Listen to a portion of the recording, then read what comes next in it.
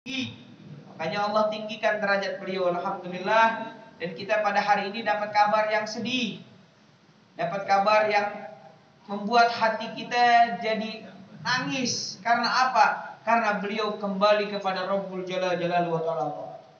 Beliau dipanggil oleh Allah Subhanahu wa Ta'ala. Hadirin yang dirahmati Allah Subhanahu wa Ta'ala, Nabi SAW menjelaskan dalam hadis, "Faman lam yahzan bi mautil alim fahuwal munafiq." Siapa orang yang apabila dapat kabar, dapat informasi atas kematiannya seseorang yang alim, maka dia tidak ada rasa sedih sedikit pun, rasa kecewa, rasa gimana hatinya dengar berita tersebut, tidak bergerak hatinya. Maka kata Nabi, dia orang yang munafik. Orang yang munafik. Maka kita sebagai orang beriman, kalau mendengar kabar kematian orang alim, harusnya hati kita sedih. Hati kita hancur. Kenapa? Karena kematian orang alim ini sangat-sangat musibah buat kita. Kenapa? Artinya tanda-tanda akhir zaman semakin dekat di depan kita. Jadi bukan hanya karena kematian alim, oh dia meninggal, kita nggak lihat lagi mukanya di TV, nggak lihat lagi mukanya di Instagram kita, bukan itu. Dengan meninggalnya mereka orang alim, artinya tagarrubuz zaman semakin dekat dengan tanda-tanda datangnya hari kiamat. Semakin dekat kepada kita. Makanya Nabi SAW bilang dalam hadis Nabi SAW bahwa jikalau meninggal, Allah Subhanahu wa Ta'ala yaqbidul ilma biqabdil ulama. Allah ini mencabut ilmu dari para ulama, bukan dengan mengambil dari hati-hatinya, bukan. Ya, antum hafal Quran lalu Allah cabut daripada ilmunya, terus antum jadi nggak hafal Quran, bukan itu. Allah mencabut ilmu dari para ulama dengan mematikan para ulama. Dipanggil itu para ulama oleh Allah Subhanahu. Yang bidul ilma biqabdil ulama. Begitu ulama meninggal dunia nanti di akhir zaman, kata Nabi SAW, nanti di akhir zaman ulama dicabut oleh Allah Subhanahu wa Ta'ala, artinya meninggal dunia, maka akan muncul siapa? Orang-orang bodoh dijadikan pemimpin. Mereka orang-orang bodoh dijadikan pemimpin, kata Nabi SAW. Fasu'ilu bighairi ilmi, maka orang bakal tanya kepada mereka, sedangkan mereka nggak punya ilmu. Fadhallu wa adhallu, maka jawaban mereka menyesatkan buat umat. Ta'awuzubillah. Kita lihat berapa banyak orang nih, ketika para ulama yang punya ilmu hakikatul ilm, ilmu yang tinggi, Allah cabut satu persatu. Yang di negeri Yaman kah, yang di negeri Indonesia, semuanya Allah cabut satu persatu. Kita bisa lihat bahkan dalam 1 tahun berapa banyak ulama yang meninggal dunia, yang memang dia istiqamah mengamalkan ilmu dan dia belajar ilmu Allah Subhanahu wa Ta'ala. Lalu diganti, begitu mereka meninggal dunia, diganti beberapa orang yang mengaku sebagai ulama menjadi pemimpin, lalu berfatwa. Islam tuh begini, Islam tuh begini, Islam tuh begini. Fadhallu wa adhallu, kata Nabi, maka sesungguhnya apa yang difatwakan orang mereka sesat, menyesatkan. Itu tanda-tanda akhir zaman. Lalu apalagi tanda-tanda datangnya akhir zaman kepada kita? Nabi jelaskan tanda-tanda datangnya akhir zaman ketika ulama-ulamanya Allah, mereka dicabut oleh Allah Subhanahu wa Ta'ala, meninggal dunia. Habis mereka meninggal dunia, dhaharul fitan, fitnah muncul di hadapan kita. Dan kita ada di zaman ini sekarang. Ulama yang meninggal dunia, dhaharat fitan, fitnahnya muncul di mana? Yang ini fitnah ke sini, yang ini fitnah sini, terus muncul. Maka itu bisa dipastikan, kata Rasul, itu adalah engkau berada di zaman yang dimana disebut dengan tanda-tanda atau datangnya hari kiamat. Tinggal nunggu waktu. Dan kita berada di zaman itu. Mudah-mudahan Allah jaga kita. Allah jaga kita berpegang teguh kepada para ulama yang masih ada, yang disisakan Allah Subhanahu wa Ta'ala kepada kita, yang berpegang teguh dengan apa yang diajarkan Allah dan Rasulnya, yang istiqamah di jalan Allah Subhanahu wa Ta'ala. Kita pegang teguh mereka, kita pegang apa yang dibawa oleh mereka, karena cuma mereka yang bisa menjadi pintu kita kepada Rasulullah SAW. Ini zamannya udah semeraut kalau bahasa kita. Ya, oleh sebab itu guru-guru kita makanya dari dulu selalu menasihati kita. Ya, menasihati kita dengan apa? Akrimul ulama fa innahum indallahi kurama. Muliain para ulama karena sesungguhnya mereka dimuliakan oleh Allah Subhanahu wa taala. Selagi kau masih bisa berjabat tangan dengan mereka, selagi kau masih bisa duduk dengan mereka, sekalipun kau masih bisa berkumpul dengan mereka, jangan kau sia-siakan waktu tersebut, karena jikalau mereka sudah tidak ada, maka akan muncul sesuatu yang baru yang fadlu wa adlu, akan menyesatkan kalian. Makanya Allah kasih umur kita, alhamdulillah dikasih umur panjang, dikasih waktu yang panjang, gunakan sebaik mungkin. Nabi sallallahu alaihi wasallam bilang dalam hadis, "Man jalasa aliman", siapa orang yang mau duduk sama ulama, dia mau duduk, dia mau hadir, dia mau ta'lim dengan ulama, siapapun ulamanya, selama dia berpegang teguh dengan apa yang diajarkan Allah dan Rasulnya. Man jalasa aliman, kata Nabi, faka'annama jalasani. Siapa orang yang duduk dengan ulama, maka dia sama seperti duduk dengan aku. Man zara aliman, faka'annama zarani. Siapa yang dia datang kunjungin silaturahmi ke rumahnya ulama, ke tempatnya ulama, ke madrasahnya ulama, dia silaturahmi, maka kata Nabi, faka'annama dharani, maka seakan-akan dia menziarahi aku, kata Rasulullah SAW.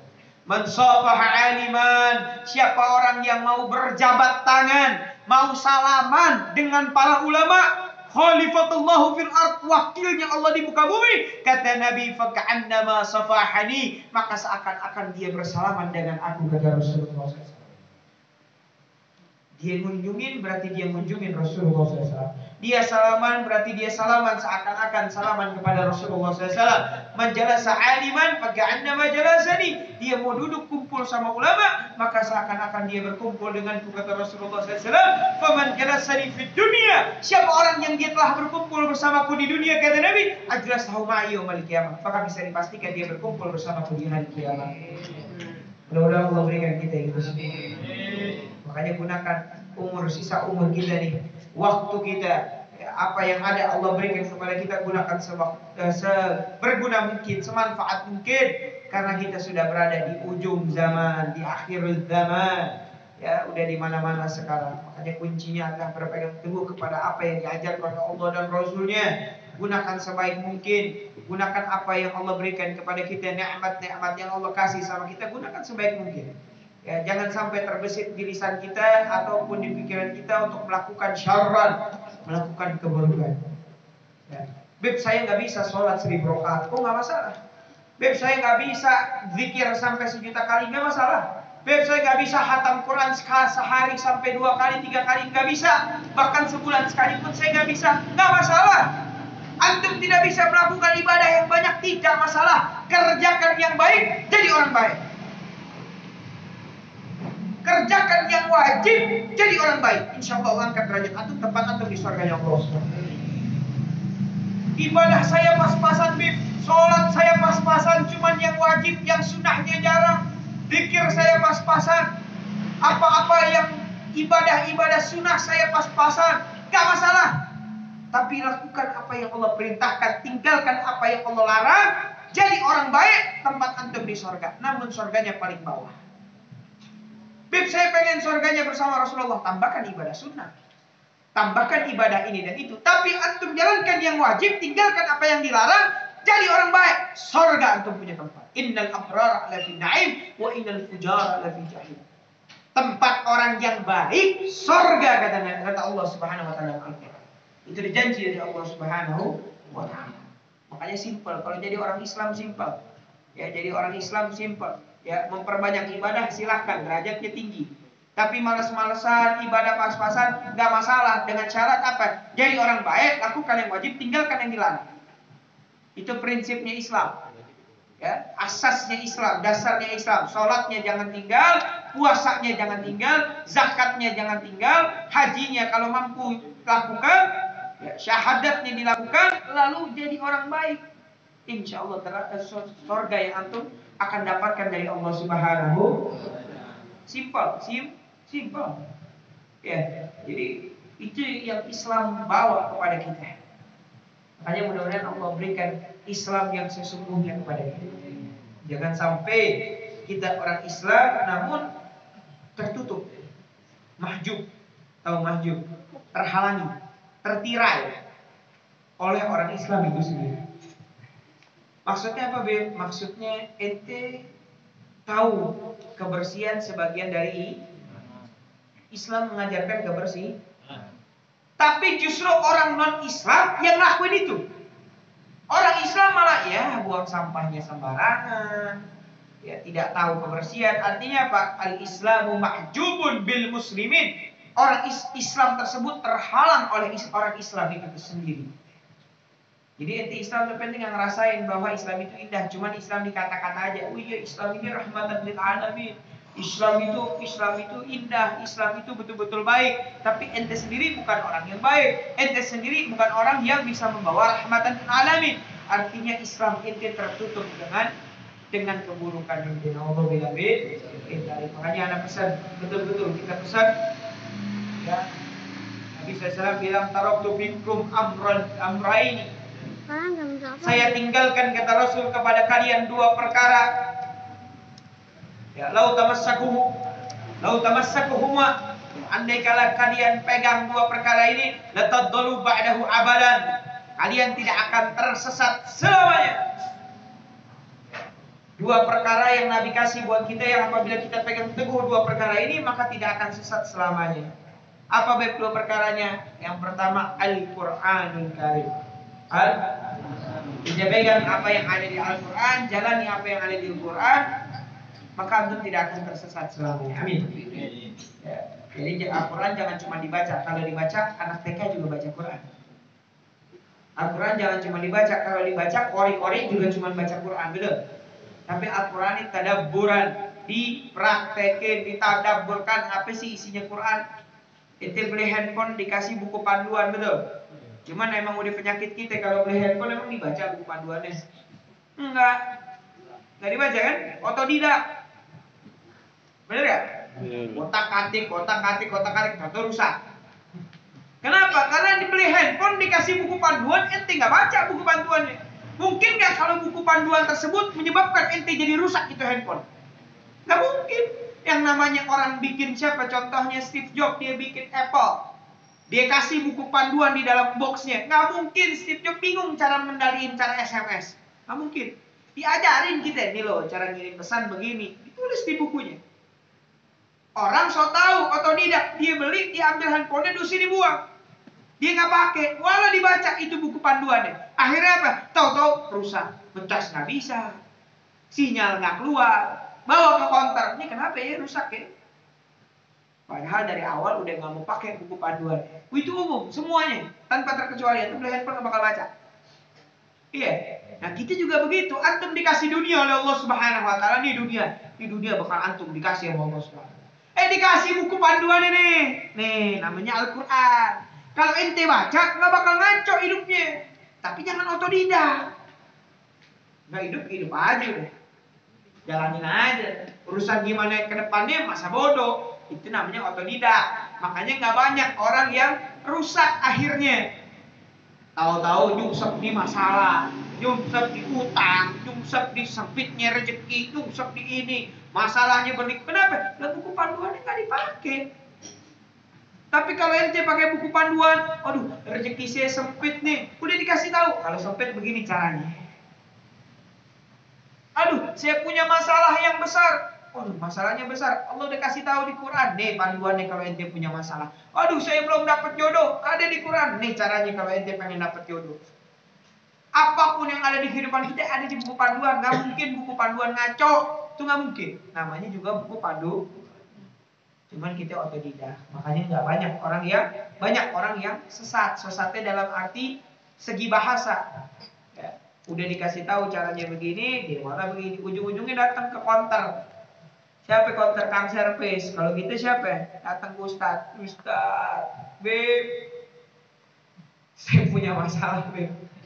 Begitu kan konter begitu. Nih handphone saya nggak bisa ngebaca, itu tuh sinyal hilang. Kita juga begitu, Ustadz.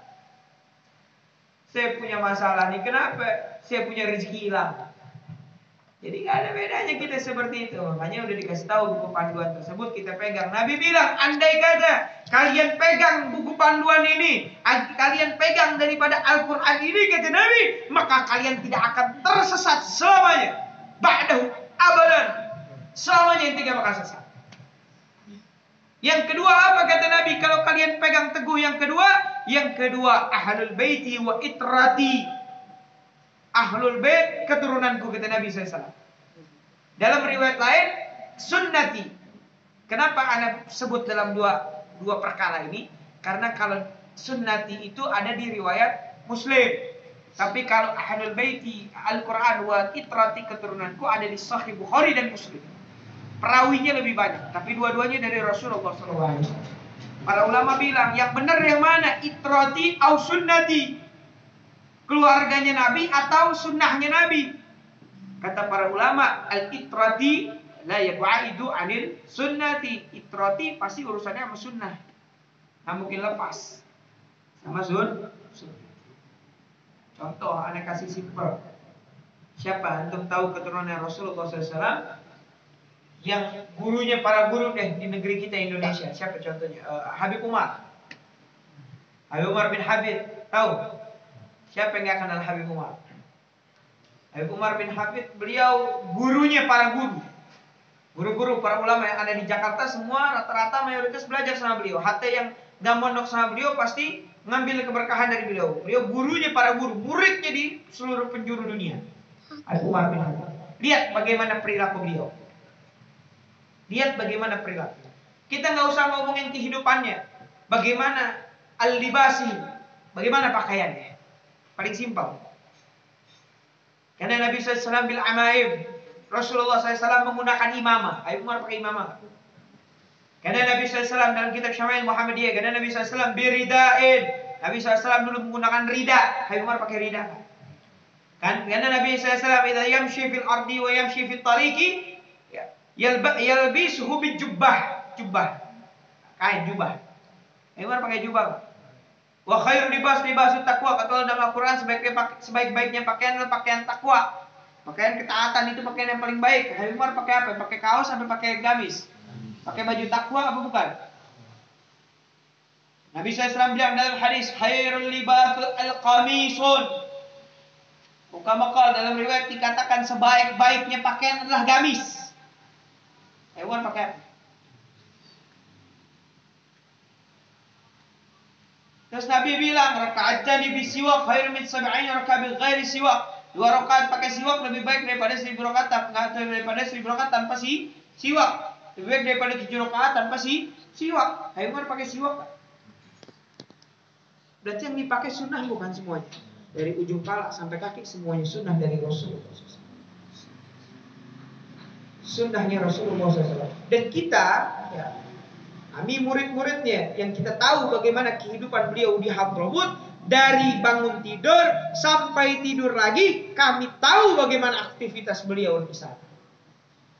Kalau Anda mau jelasin ke antum, beliau pagi sholat subuh jamaah. Sebelum subuh setengah 4 pagi beliau sudah di Darul Mustafa. Beliau sudah di Darul Mustafa sholat tahajud. Berkali-kali tuh rakaat demi rakaat. Anak-anak masih pada tidur, beliau udah qiyam, udah berdiri, udah menghadap kepada Allah Subhanahu wa taala. Terus beliau, setelah itu beliau duduk ikut wirid bersama anak-anak santri-santri. Beliau pimpin baca wirid setiap hari sampai menjelang subuh. Begitu azan subuh beliau sholat 2 rakaat sebelum subuh yang Nabi SAW bilang rakaat tadi